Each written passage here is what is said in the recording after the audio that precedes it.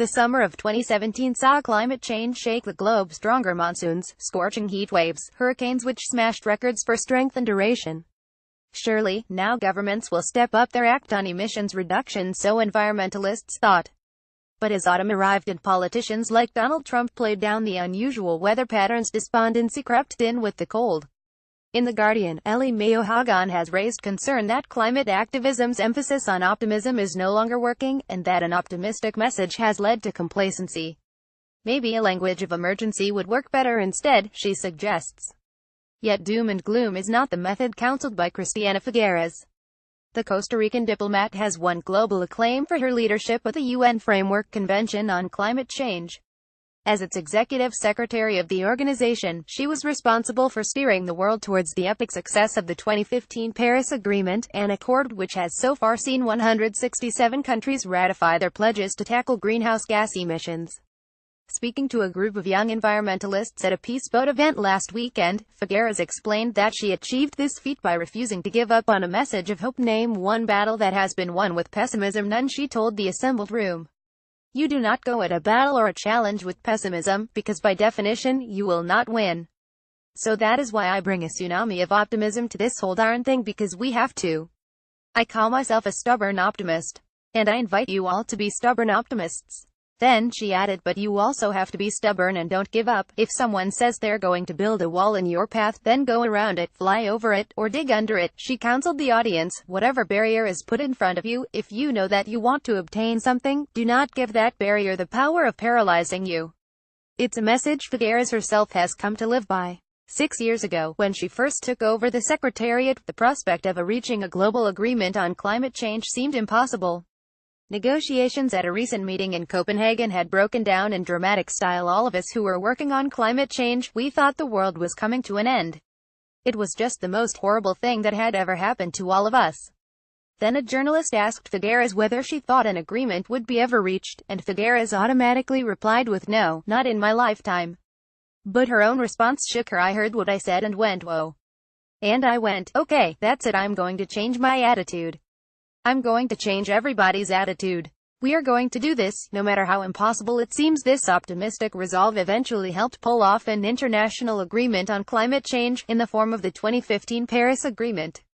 According to the event's chair, Richard Black, director of the Energy and Climate Intelligence Unit, it was an essential change of approach. This whole thing was revived in Cancun, really, by you and Patricia Espinosa. And it was a very different dynamic. It was very consensual, very bridge building.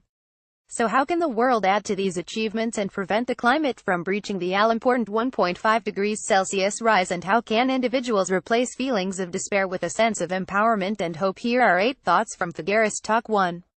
Don't worry about climate change. Deniers those people who say I'm a climate denier. Fine. I say, do you believe in gravity? The point is that if I don't believe in gravity, it doesn't really matter, because the gravitational pull is still holding me down. And if I don't believe in climate change, it doesn't really matter, because I'm still being affected by climate change. 2. Find a way to include everyone. I devote my life to this, but I cannot have climate change tattooed on my forehead.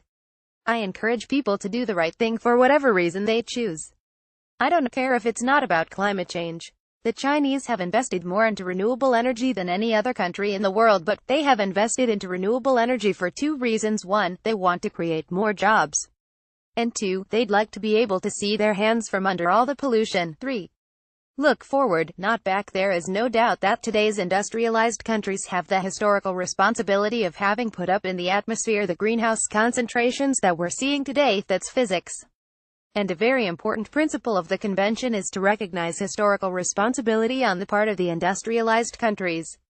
However, it is also important to realize that not just on climate change but also on every aspect of life, to point a blaming finger to someone, or to a group of countries, that have done something in the past, doesn't usually get you very far. The future, frankly, is a shared responsibility, because every country, no matter how small or how large, can reduce their emissions and should. 4. Support the right kinds of growth. Industrialized countries must stop growing, that's fine. But developing countries must continue to grow their economy in order to bring their people out of poverty. But they can and must continue to grow, in a clean way. Nobody has done that before. So putting a huge challenge in front of developing countries, we're saying, okay, you guys, you can continue to grow, you can bring your people out of poverty, but you can't do it with disgusting fossil fuels that those guys use. Fortunately, renewable energy has tumbled down in price, particularly solar and wind, and now we have renewable energy that is actually cost competitive with coal in many different countries.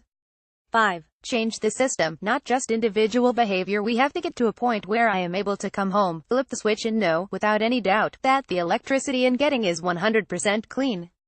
And it should be able to get to the point where I don't even have to think about it anymore. 6. Get the corporations on board. I think businesses are beginning to understand that any corporation that wants to remain profitable over the next 50 or only 100 years has to be responsible on all the issues, has to be a social, environmental as well as profit-creating enterprise. 7. Start reducing emissions now, not tomorrow. If we continue to spew up the same amount of greenhouse gas emissions over the next 50 years, we will use up our entire carbon budget. And that means we'd have to go from 40 gigatons of annual emissions to zero overnight. That is impossible. The economy would not survive that. We would have a financial and economic crisis around the world in which the 2008 economic crisis would be peanuts compared to that. 8. Vote for parties that look further than the next election. Everybody asks me, what is the biggest threat to climate change? Short-termism. That's the biggest threat.